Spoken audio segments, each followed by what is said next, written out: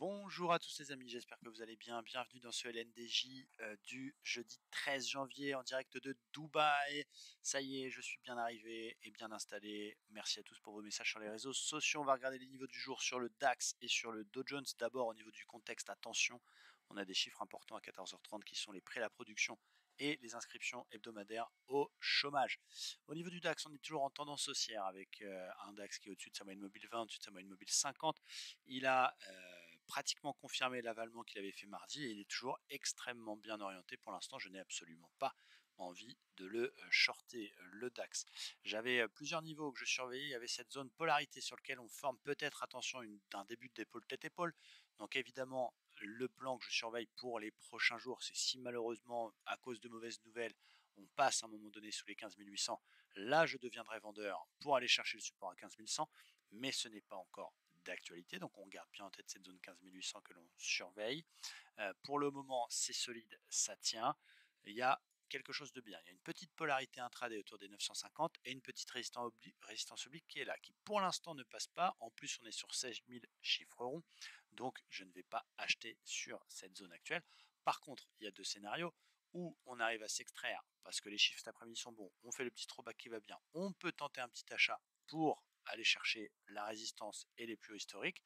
A l'inverse, un petit peu plus sport, finalement, mauvais chiffre, on pète la petite polarité 950, on tente une première vente pour aller chercher la zone des 800, qui est la grosse polarité que je vous ai montré tout à l'heure.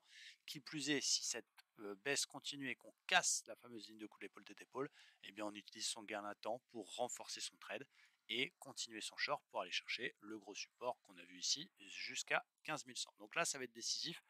On est plutôt en dynamique haussière, mais on est dans une zone de compression. On le voit, regardez, il n'y a pas de volatilité, on évolue finalement dans les mêmes zones. Ça a l'air de vouloir sortir par le haut, mais il faut que ça confirme. Voilà ce que je vais surveiller du côté du DAX. Du côté du Dow Jones, alors, toujours très haussier, hebdo toujours haussier. Daily, on est au-dessus de la MM20. J'aime pas trop la bougie d'hier, mais on est forcé de constater qu'on est toujours au-dessus du support. On a des plus hauts, des plus bas qui sont toujours de plus en plus hauts. 4 heures, on voit bien que ça se cherche un peu. Il ne sait pas trop s'il est mâle ou femelle. On tourne autour de la moyenne mobile 50 qui est plate, la 20 qui est plate. Donc il n'y a pas vraiment de tendance. Et en 1 heure, on avait eu cette espèce de gros W qui a été validé. Et on est de nouveau sur l'espèce de zone de ligne de coup autour des 36 050, 36 060 qui pour l'instant tient. C'est une zone de support assez solide.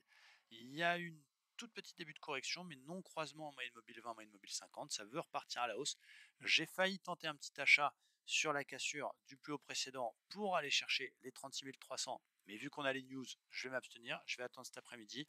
Un petit retest de la zone et le petit throwback peut donner un point d'entrée à l'achat pour aller chercher 36 300.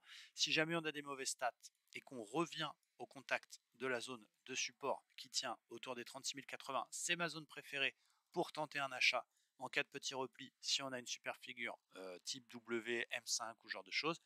Et à l'inverse, si finalement, mauvaise news, ça dégueule et on casse cette zone-là, là on peut tenter une petite vente pour aller chercher les 850.